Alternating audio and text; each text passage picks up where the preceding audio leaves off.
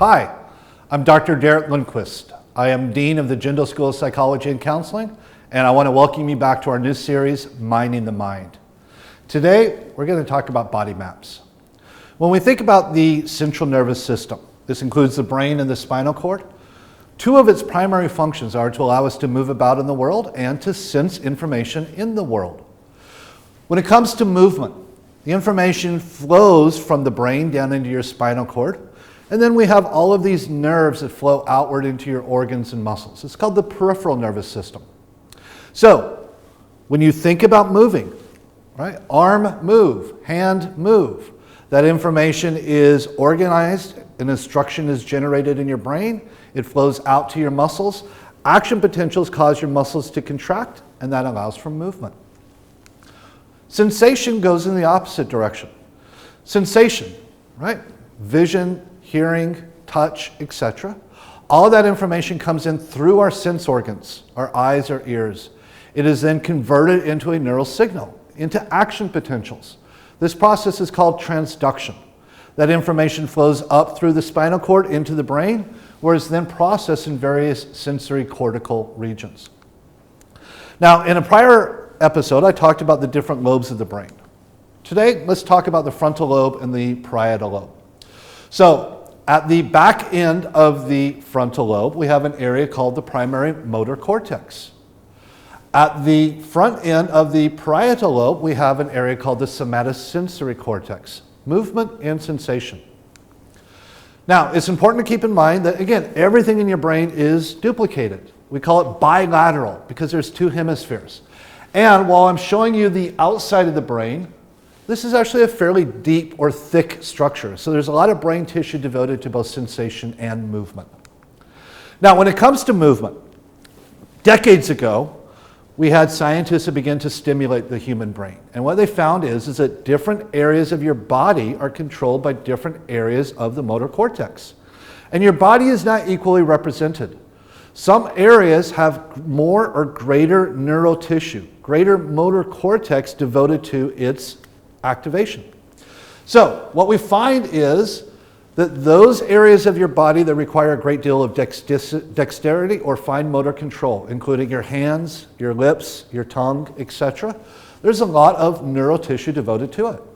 Now, if we actually were to map out how your body is represented in the brain, we end up with this little guy over here. He's called a homunculus. This is Latin for little person, and while I'm showing you a male, this is true for both males and females. And again, we see that there's a great deal of neural tissue devoted to your hands, allowing for that manual dexterity. In your lips and tongue, allowing you to vocalize, to articulate speech. Now, the somatosensory area is very similar. This is what allows you to detect sensation through your body. Touch, heat, cold, etc. Again, it's laid out in the somatosensory cortex, but your body is disproportionately represented. So, what we find is very similar to the motor cortex. You have a lot of sensation in your hands, particularly your fingers and your fingertips, a lot of sensation in your lips, a lot of sensation in your tongue, and as you can see from the cartoon here, obviously a lot of sensation in your genitals. So when we look at the motor cortex and compare it to the somatosensory cortex, we have a lot of overlap. And this is your body. This is how your brain interprets or represents your body. What happens if your body no longer corresponds to your body map? For instance, imagine that an amputation happens. A person loses an arm or a leg. Well, we know that for about 50 to 80% of these patients, they can experience what we call phantom limb pain. Phantom limb means if they close their eyes, that limb feels like it's still there. That hand or that leg feels like it's still present. And for some of these individuals, they experience pain associated with that phantom limb. So if the hand is missing, it may feel like the fingernails are grinding into their palm. If it's an arm or a leg, it may feel like it's sticking out at an odd direction. This generates pain for the individual. Now, why is this? Well, the thinking is that the brain gets locked in to this body map. So, if I have a missing arm, right, and my brain tells my arm to move, Well, I can look at it, and obviously there's no arm present, so there's no visual information telling my brain my arm is moved. There's no proprioceptive information. Proprioception means your body or your brain knows where your body is in space at all times. I close my eyes, I stick out my arm, I move my trunk, I move my legs. Your brain can keep track of that. So the idea is that absent sensory feedback, the brain gets caught in a loop. It thinks that the limb is still present, although it is not. Now we can look at some imaging. Now we haven't talked about imaging. This is one called functional magnetic resonance imaging. Briefly, what we get is a little cartoon that looks like this. This shows neuronal activation in the brain. Hot colors, red and yellow, indicate lots of activity, i.e. lots of action potential, firing or spiking. So when we look at a patient with a phantom limb who's experiencing pain, we see a lot of activation in the motor and somatosensory cortex. Here's an amputee with no phantom limb pain and our control. And you can see we have a lot more activation. This is the somatosensory and the motor cortex being activated, even without sensation or movement in the phantom limb. This is what's causing that pain on the part of the individual. So how do we treat? How can we help these individuals? Well, there's an Indian American scientist.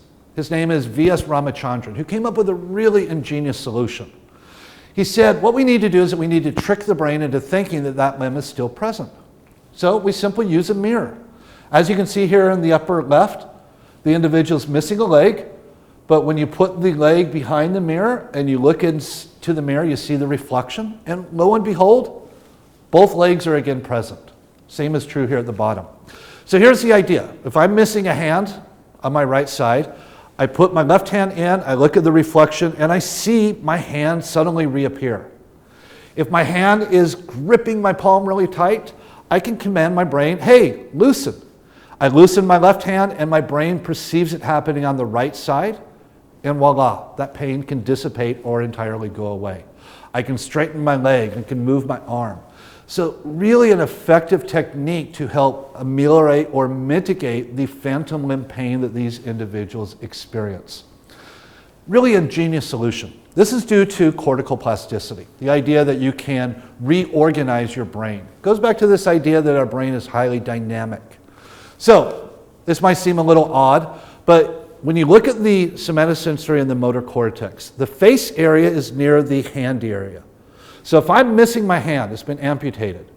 Cortical plasticity means these adjacent areas are going to take over the function of that now redundant brain area. So the face area overtakes the hand area. So as that patient, if I close my eyes and someone touches me on the face, I may perceive that occurring on my phantom hand. Right? Really fantastic, really amazing, because it goes to this idea that our brain is highly dynamic. It's always changing moment to moment, day to day. Now, I want to end with this book by V.S. Ramachandran. Fantastic book. It's called Phantoms in the Brain. Amazing. It talks about phantom limbs and many other really fascinating topics. If this series so far has drawn your interest, I highly recommend that you give it a shot. Thank you very much. I look forward to talking to you more.